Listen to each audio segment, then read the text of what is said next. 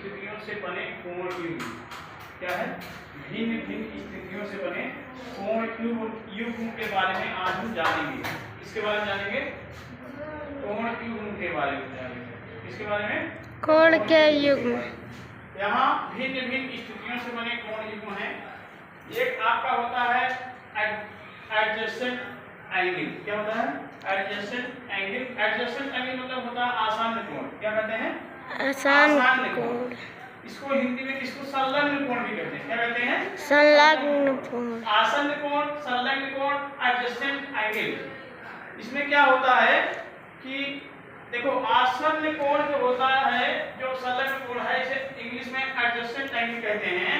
ये क्या होता है? इसमें ये वाला जो कोण है, देख रहे हो?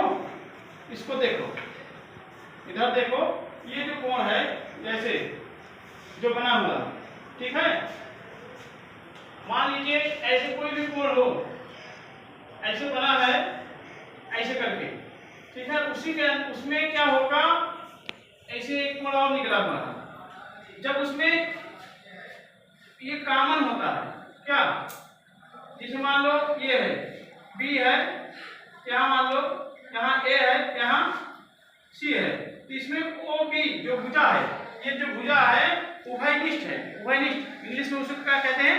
कॉमन।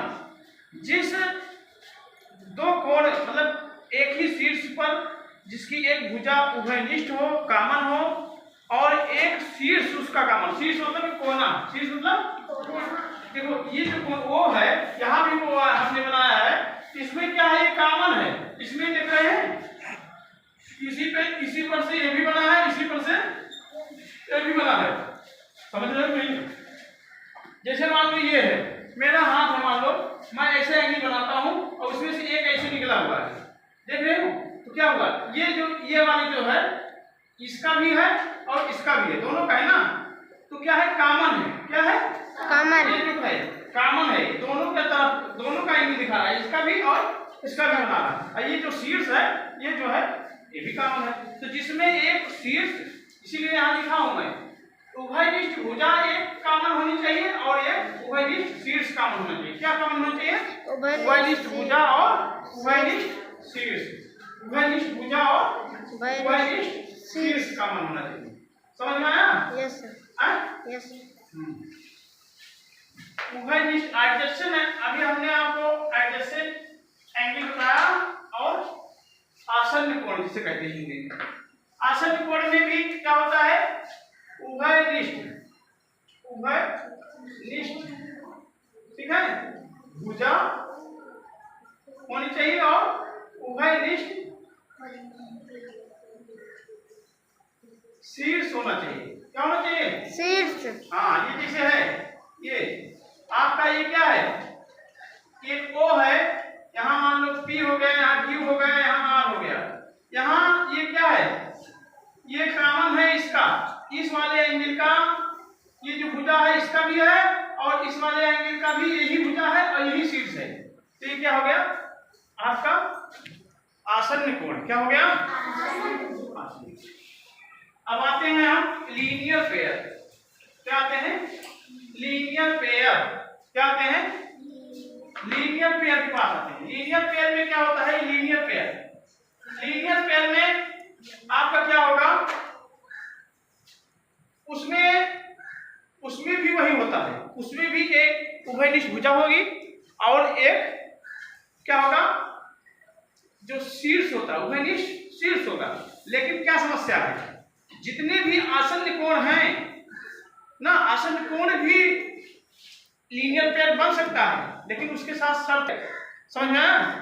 हाँ, वो निकल गया मुझसे। उसमें क्या होना चाहिए? जो रैखिक युग्म होगा, लीनियर पेयर होगा, वो 180 अंश का। क्या होगा? 180 अंश का। ये देखिए ऐसे है ना, यहाँ पर ये जो बन रहा है, ये यहाँ पर O है, यहाँ B है, यहाँ C है, यहाँ D है। समझ में आया? तो यहाँ पर क्या हो रहा है? जो ये कोण है इसमें भी क्या है? ये जो OC है, ये क्या है? OC है, और ये शीर्ष क्या है? O है। क्या है? कॉमन है। लेकिन ये जो है 180 अंश का कोण बनना है। दोनों एंगल, ये वाला एंगल और ये वाला एंगल दोनों मिला करके क्या होना चाहिए, 180 अंश का कोण बनना चाहिए। किसमें, लीनियर पेयर में, रैखिक युग्म, रैखिक इसीलिए इसका नाम रैखिक युग्म। रैखिक मतलब सीधा रेखा, मतलब 180 अंश का कोण जो होता है क्या होता है, सीधा बनता है। क्या बनता है, सीधा, एकदम सरल। तो यहाँ पर ये क्या है, रैखिक युग्म है, इसे लीनियर पेयर कहते हैं। जहां जैसे हो, ये ऐसे भी हो सकता है, ये ऐसे हो सकता है, ऐसे हो सकता है, ये ऐसे भी बन सकता है, ऐसे मतलब किसी तरह बन सकता है, बहुत प्रकार से बनते हैं लीनियर पेयर। बस खाली दोनों एंगल मिला के क्या होना चाहिए, 180 अंश का कोण बनना चाहिए। दोनों मिला के क्या होना चाहिए, 180 अंश बनना चाहिए, ये और ये, ठीक है। उसके बाद अगला है, इसमें भी उभयनिष्ठ क्या होगा, उभयनिष्ठ शीर्ष होगा। अगला हम आपको बताते हैं, अगला है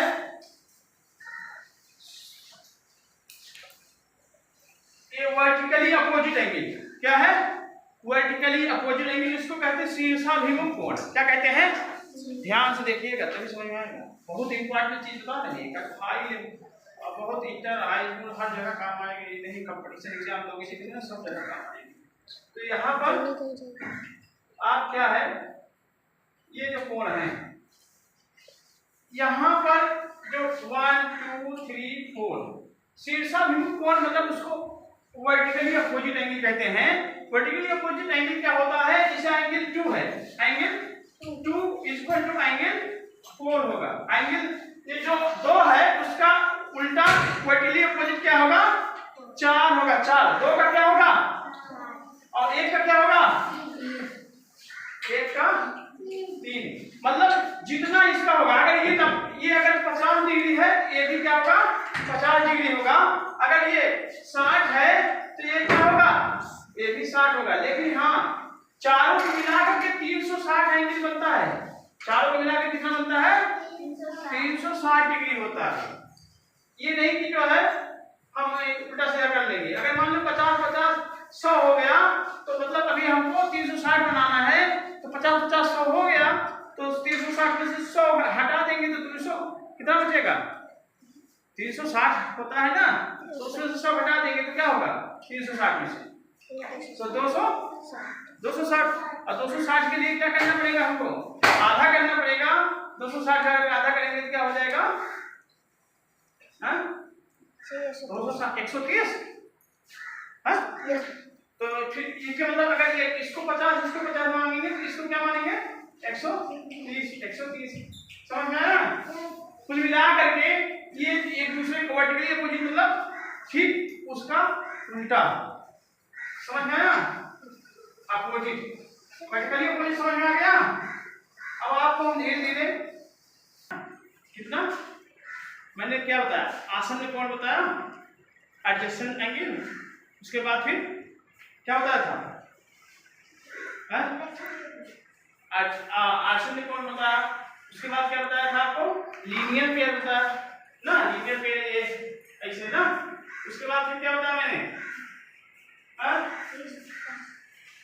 वर्टिकली अपोजिट एंगल बताया। ठीक, 3 बताया मैंने, वर्टिकली अपोजिट, आसन और लीनियर पेयर, तीनों याद है ना। अब आगे कंप्लीमेंट्री, क्या है, कंप्लीमेंट्री एंगल्स। कंप्लीमेंट्री मतलब कोटि पूरक कोण। क्या है, कोटि पूरक कोण।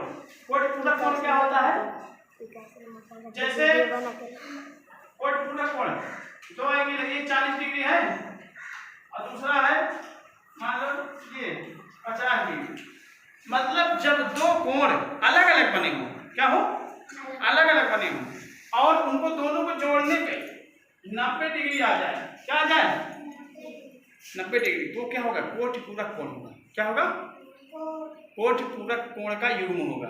कोटि पूरक कोण का युग्म होगा। क्या, जब दो कोणों को मिला दिया जाए, दो कोणों को क्या कर दिया जाए, मिला दिया जाए और वो 90 डिग्री बन जाए, तो उसे कोटि पूरक कोण, कंप्लीमेंट्री एंगल कहते हैं। क्या कहते हैं, कंप्लीमेंट्री एंगल कहते हैं। क्या कहते हैं, कंप्लीमेंट्री एंगल, कोटि पूरक कोण कहते हैं। और अगला है सप्लीमेंट्री एंगल, समपूरक कोण। समपूरक कोण क्या होता है, जब जो है दो कोण, मान लो एक कोण ये 30 डिग्री का है, दूसरा ऐसे बना 150 डिग्री का है। कितने का है? 150। इनको दोनों को मिलाने पर 180, अगर 30 डिग्री प्लस 150 150 डिग्री दोनों मिला करके 180 डिग्री बन गया। इसको कहते हैं, क्या कहते हैं? समपूरक कोण। जब दो कोणों को मिला करके, ध्यान दो, जब दो कोणों को मिला करके दो कोणों का योग 180 डिग्री आता है, 180 अंश आता है, तो उसे समपूरक कोण कहते हैं। क्या कहते हैं? समपूरक कोण कहते हैं। उसे इंग्लिश में सप्लीमेंट्री एंगल कहते हैं। क्या कहते हैं? सप्लीमेंट्री एंगल कहते हैं। समझ में आया? हमने आपको 5 चीजें बताया है। सबसे पहला नंबर पे क्या बताया था? एडजेसेंट एंगल, उसे कहते हैं आसन्न कोण। फिर दूसरे नंबर पे क्या बताया? हाँ, रैखिक युग्म, उसे कहते हैं लीनियर पेयर ना। और तीसरे नंबर पे क्या बताया मैंने? वर्टिकली अपोजिट एंगल, जिसे कहते हैं शीर्षाभिमुख कोण। और चौथे नंबर पे मैंने बताया आपको कॉम्प्लीमेंट्री एंगल, जिसे कहते हैं कोटिपूरक कोण। और पांचवें नंबर पे मैंने बताया सप्लीमेंट्री एंगल, जिसे समपूरक कोण कहते हैं।